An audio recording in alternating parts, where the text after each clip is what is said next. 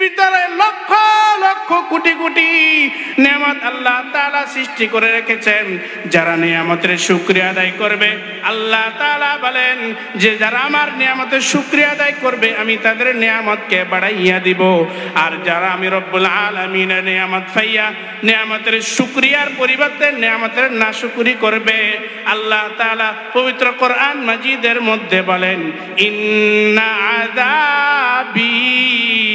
লাশাদীদ। আল্লাহ তাআলা বলেন যে আমি বান্দাকে নিয়ামত দান করেছি, বান্দা যদি আমি রব্বুল আলামিনের নিয়ামত পাইয়া নিয়ামতের শুকরিয়া আদায় করে আমি রব্বুল আলামিন বান্দাকে দিতে কোনো প্রকারে কমতি করব না। কিন্তু আমি বান্দাকে এত নিয়ামত দান করার পরে আমি বান্দাকে তার শরীরের ভিতরে তার মাথা থেকে নিয়ে তার পায়ের তালু পর্যন্ত আমি রব্বুল আলামিন তাকে অসংখ্য অগণিত নিয়ামত দান করেছি, এত নিয়ামত দান করেছি। এরপরেও যদি বান্দা এর নাশকরি করে আমি আল্লাহ বলিয়ে দিলাম আমি আল্লাহ যেমন রহমান আমি আল্লাহ তেমনি রহিম। আমি আল্লাহ যেমন বান্দার উপর রহম আর করুণা করতে পারি আমি আল্লাহ ঠিক তেমনি ভাবে ফেরাউনের মতো, নমরুদের মতো, সাদ্দাদের মতো আমি আমার বান্দাকে দুনিয়া থেকে ধূলিসাৎ করে দিতে পারি। আল্লাহ তাআলা বড় রহমান, আল্লাহ তাআলা বড় রহিম। আল্লাহ যদি রহমান না হইতেন, আল্লাহ যদি রহিম না হইতেন, আমরা যদি একটু চিন্তা করি মেরে মুহতারাম, আমরা যদি শুধুমাত্র নিজের ব্যক্তিত্ব জীবনের দিকে তাকাই, আমরা শুধুমাত্র যদি নিজের শরীরের দিকে তাকাই, আমরা যদি শুধুমাত্র নিজের সমস্ত গুনাহগুলো করি, কত নাজায়েজ কাজ করি, কত হারাম কাজ করি, সুদের লেনদেন সহ নিয়ে শুরু করে আমরা দৈনন্দিন জীবনে কত প্রকার রব্বুল আলামিনের নাফরমানির সাথে লিপ্ত। কিন্তু আল্লাহ তাআলা যদি চান তাহলে মুহূর্তের ভিতরে আমাদেরকে দুনিয়া থেকে নাশাদ করে দিতে পারেন, ধূলিসাৎ করে দিতে পারেন। কিন্তু আল্লাহ বড় রহমান, আল্লাহ তাআলা বড় রহিম। আল্লাহ বান্দাকে সুযোগ দেন না জানি বান্দা কখন ফিরে আসে, কখন সে তাওবা করে। আল্লাহ রাসূল সাল্লাল্লাহু আলাইহি ওয়াসাল্লাম হাদিসের মধ্যে বলেন আত-তাইবু মিনাজ যামবি কামান লা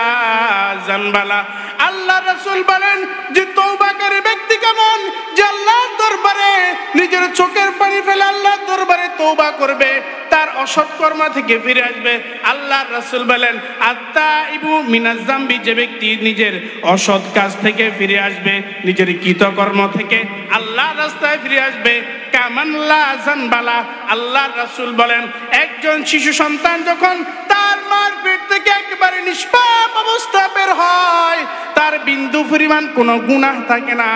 আল্লাহ রাসূল বলেন কামান লা যামবালা, যেরকম ভাবে একজন নিষ্পাপ শিশু তার মায়ের পেট থেকে একবারে বেগুনাহ মাসুম হিসেবে দুনিয়াতে আসে, যে ব্যক্তি খাঁটি মনে আল্লাহ তাআলার দরবারে তাওবা করবে সে ব্যক্তি যেন ওই মাসুম শিশুর মতো। যে ব্যক্তি আল্লাহর দরবারে তাওবায়ে নাসুহা করবে, যে ব্যক্তি আল্লাহ তাআলার দরবারে নিজের কৃতকর্মের জন্য তাওবা করবে, যে ব্যক্তি আল্লাহর কাছে নিজের চোখের পানি ফেলে বলবে আয় আল্লাহ, জীবনে ইচ্ছা অনিচ্ছায় জেনে না জেনে সগীরা কবিরা বড় ছোট আল্লাহ কত গুনাহ করে ফেলেছে, আল্লাহ বুঝতাম না যে জাহান্নামের আগুন এত কঠিন হবে, আয় আল্লাহ বুঝতাম না যে আল্লাহ আপনার জাহান্নামের আগুন এমন কঠিন হবে। জাহান্নামের আল্লাহ রাসূল সাল্লাল্লাহু আলাইহি ওয়াসাল্লাম হাদিসের মধ্যে বলেছেন যে জাহান্নামের মধ্যে যে সকল ফেরেশতারা শাস্তি দিবেন তারা কেমন হবে। আল্লাহ রাসূল বলেন জাহান্নামের ভিতরে যে সকল ফেরেশতা শাস্তি দিবে ওই ফেরেশতা কেমন হবে। আল্লাহ রাসূল বলেন যে ওই ফেরেশতা এমন হবে যে কানেও শুনবে না এবং চোখেও দেখবে না। দেখেন কেমন ফেরেশতা। জাহান্নামে যে সকল বান্দারা জাহান্নামী হবে আল্লাহ তাআলা রাসূলের মাধ্যমে বলছেন যে যারা জাহান্নামী হবে আল্লাহ তাআলা তাদেরকে এমন ফেরেশতার মাধ্যমে শাস্তি দিবেন যে ফেরেশতা চোখেও দেখবে না কানেও শুনবে না। হাদিসের ব্যাখ্যা এসেছে যে হযরত সাহাবায়ে কেরাম রাদিয়াল্লাহু তাআলা আলাইহিম আজমাইন আল্লাহ রাসূলকে প্রশ্ন করলেন ইয়া রাসূলুল্লাহ, আল্লাহ তাআলা এমন ফেরেশতা দ্বারা কেন জাহান্নামীদেরকে শাস্তি দেবেন। আল্লাহ রাসূল সাল্লাল্লাহু আলাইহি ওয়াসাল্লাম বলেন আল্লাহ তাআলা যে জাহান্নামীদেরকে এমন ফেরেশতা দ্বারা শাস্তি দিবেন যারা কানেও শুনবে না, চোখেও দেখবে না। এটা কি জন্য? তখন রাসূল বললেন যে আল্লাহ তাআলা মৌলিকভাবে মানুষের ভিতরে এবং সকলের ভিতরে একটা মমতা কাজ করার মতো, মানবিক কাজ করার মতো দিলে একটা মোহাব্বত একে অপরের প্রতি আল্লাহ তাআলা ফিতরতান ভাবেই মৌলিকভাবে আল্লাহ তাআলা সৃষ্টিগতভাবেই দান করেছেন। এই জন্য একজন মানুষ আর একজন মানুষকে যতই মারুক না কেন তার মনে একটু হলেও কষ্ট লাগে। ঠিক তদরূপভাবে আল্লাহ রাসূল বলেন যে ফেরেশতা এই জন্য কানা হবে, চোখে দেখবে না, এই জন্য যে সে জাহান্নামীকে যখন শাস্তি দিতে থাকবে আর জাহান্নামীর চিৎকার তার সহ্য হবে না, তার অন্তরে মায়া চলে আসবে, এটা দেখার কারণে হবে। এই জন্য আল্লাহ তাআলা জাহান্নামীর ফেরেশতাকে অন্ধ করবেন। এরপরে সাহাবায়ে কেরাম রাদিয়াল্লাহু তাআলা আলাইহিম বললেন, ইয়া রাসূলুল্লাহ, বুঝলাম দেখার কারণে অন্তরে মায়া আসবে, এই জন্য তাদেরকে অন্ধ করে অন্ধ ফেরেশতার মাধ্যমে শাস্তি দেওয়া হবে। তাহলে যে কানে শুনে না বধির ফেরেশতার মাধ্যমে কেন তাদেরকে জাহান্নামীদেরকে শাস্তি দেওয়া হবে? আল্লাহ রাসূল বলেন জাহান্নামীদেরকে যখন জাহান্নামের মধ্যে দেয়া হবে, আগুনের মধ্যে দেয়া হবে, জাহান্নামের বিষাক্ত বড় বড় সাপগুলো যখন তাদেরকে কামড় দিবে, হয়তোবা সেখানে যে সকল ফেরেশতারা থাকবে তাদের কানে একটু আওয়াজ আসতে পারে, আর এই আওয়াজ আসার কারণে তাদের অন্তরে একটু হলেও মায়া মমতা কাজ করতে পারে, যাতে করে তারা চোখেও না দেখে এবং কানেও না শুনে এবং তাদের অন্তরে মায়াও না আসে। এই জন্য আল্লাহ তাআলা কানা এবং বধির ফেরেশতার মাধ্যমে জাহান্নামীদেরকে শাস্তি দিবেন। মেরে মোহতারাম, বলছিলাম আল্লাহ তাআলা জাহান্নাম কার জন্য বানিয়েছেন? আল্লাহ তাআলা জান্নাত কার জন্য বানিয়েছেন? আল্লাহ তাআলা তো আমরা জানি রহমান, আল্লাহ তাআলা রহিম। তাহলে বান্দার জন্য জাহান্নাম কেন বানিয়েছেন? আবার বান্দার জন্য কেন আবার জান্নাত বানিয়েছেন? এমন জান্নাত কোরআনে আল্লাহ তাআলা বলেন তাজরি মিন তাহতিহাল আনহার, এমন জান্নাত এমন হবে, তাজরি মিন তাহতিহাল আনহার, জান্নাত এমন হবে যে জান্নাতের নিচ দিয়ে দুধের নহর বয়ে যাবে, মদের নহর বয়ে যাবে, মধুর নহর বয়ে যাবে।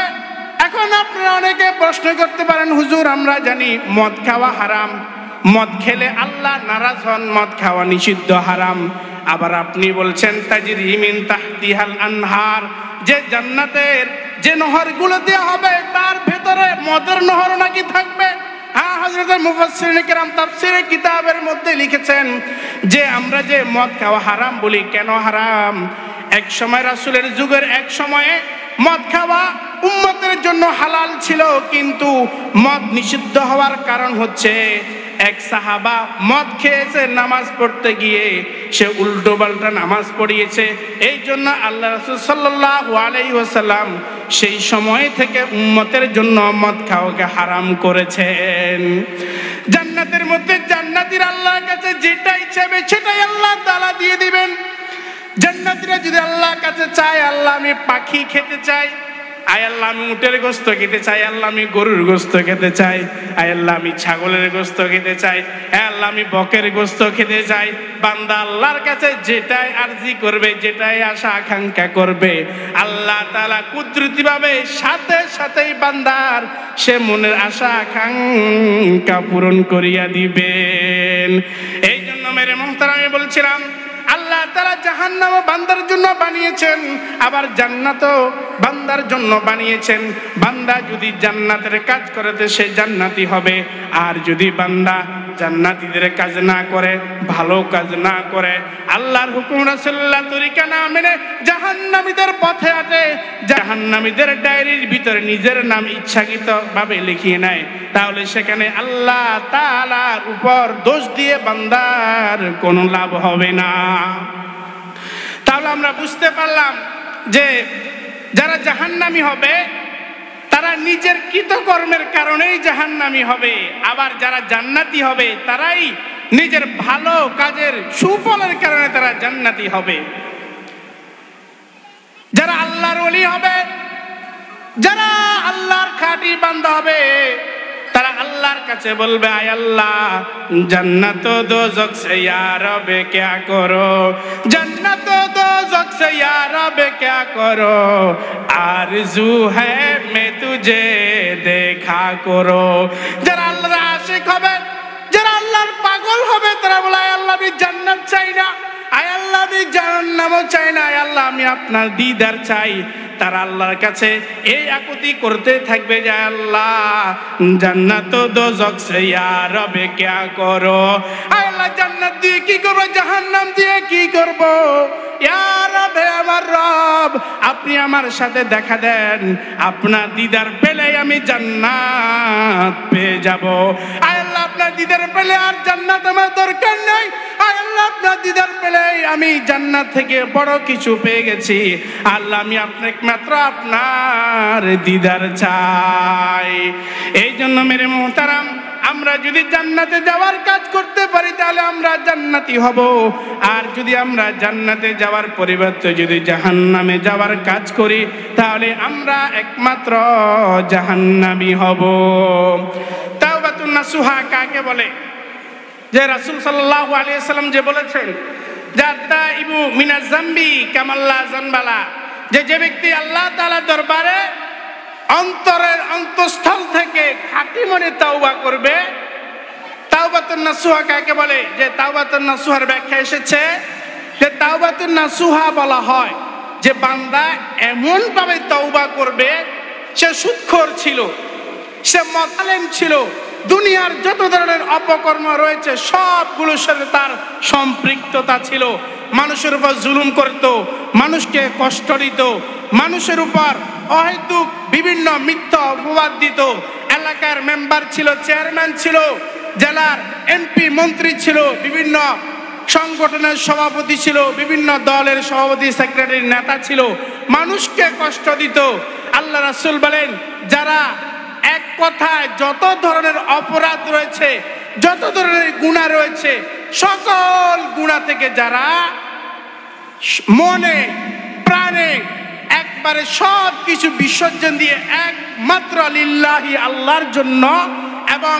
দুনিয়ার শান্তি আর আখিরাতের মুক্তির জন্য যারা সকল প্রকারের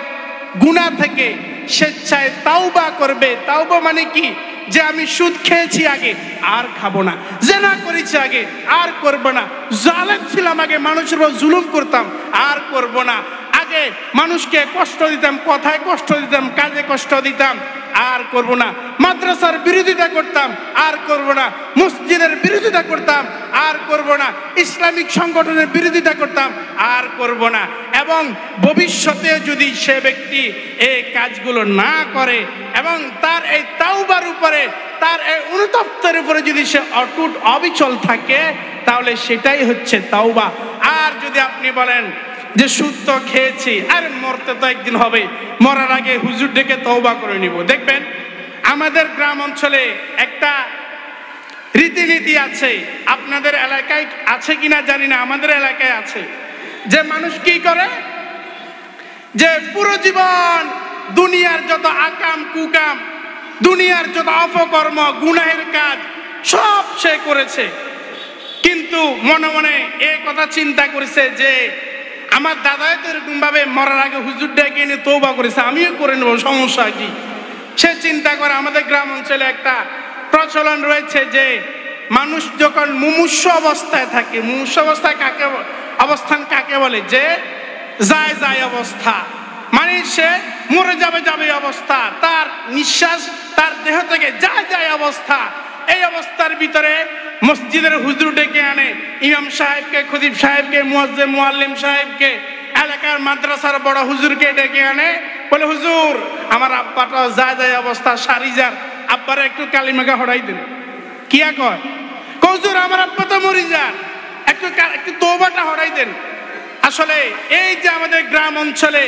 এই যে একটা প্রচলন রয়েছে এটা মোটেও ঠিক না তওবা কাকে বলে আসলে তাওবার প্রকৃত অর্থ না জানার কারণে মানুষ এই ভুলটা করে তো হুজুর এসে তাকে বলে যে আপনি আল্লাহর কাছে বলেন যে আমি জীবনে আমি তওবা করছি যে আমি জীবনে যত ধরনের গুনাহ করেছি আয় আল্লাহ আপনি আমাকে মাফ করে দেন আয় আল্লাহ আপনি আমার কবরের সওয়াল জবাব আসান করে দেন এরকম সবাই আমিন আমিন বলে এটা বলে তাওবা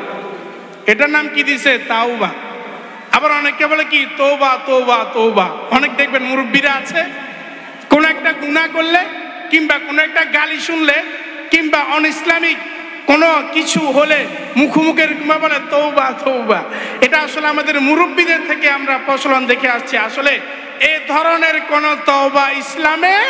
নাই, এরকম কোন তওবা ইসলামে নাই। আল্লাহ রাসূল বলেন তওবা কাকে বলে, যে তওবা বলে বান্দা তার অপকর্ম থেকে, বান্দা তার কৃতকর্ম থেকে আল্লাহ তাআলার দরবারে স্বেচ্ছায় এবং নিজ মন থেকে অন্তঃস্থল থেকে ফিরে আসবে এবং নিজের গুনার পর সে অনুতপ্ত হবে, আর ভবিষ্যতে গুনাহ করবে না, সেটাকেই তওবা বলে। আল্লাহ তাআলা আমাদেরকে যে সকল কথাগুলো বলা হয়েছে, আল্লাহ তাআলা আমাদেরকে এই সকল কথাগুলো মোতাবেক আমল করার তৌফিক দান করুন।